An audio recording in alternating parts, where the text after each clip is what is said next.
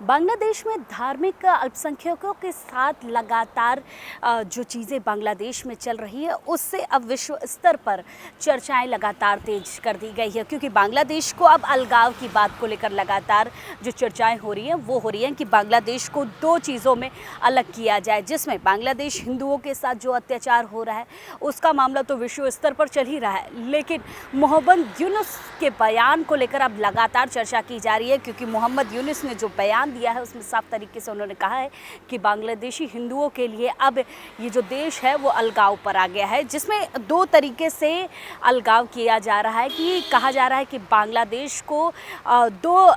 Division में divide किया जाएगा, जिसमें अल्पसंख्यक हिंदू अलग होंगे और बांग्लादेशी हिंदू अलग होंगे। जिस तरीके से इस पूरे डिवीज़न की अगर बात करें तो रंगपुर और चटगांव डिवीज़न, इसकी बात की जा रही है कि इस दोनों को अलग किया जाएगा तो शायद बांग्लादेश में शांति का माहौल बना रहेगा। लेकिन जिस तरीके से बांग्लादेश में हिंदुओं के साथ जो अत्याचार हो रहा है उसमें चिकन नेट को लेकर ज़्यादा टेंशन जो बात कही जा रही है उसकी टेंशन ख़त्म हो जाएगी अगर अलगाव की स्थिति देखने को मिलेगी, क्योंकि चिकन नेट की अगर बात करें तो एक पतली सी सीमा है जिसमें बांग्लादेश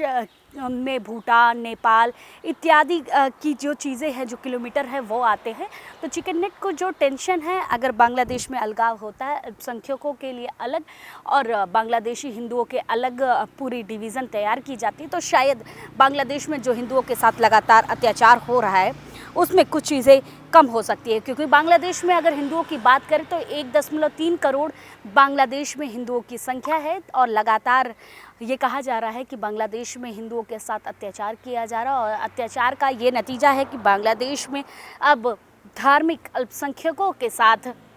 जो चीज़ें चल रही हैं उस पर बांग्लादेश के अलगाव की सबसे ज़्यादा प्रक्रिया हो रही है।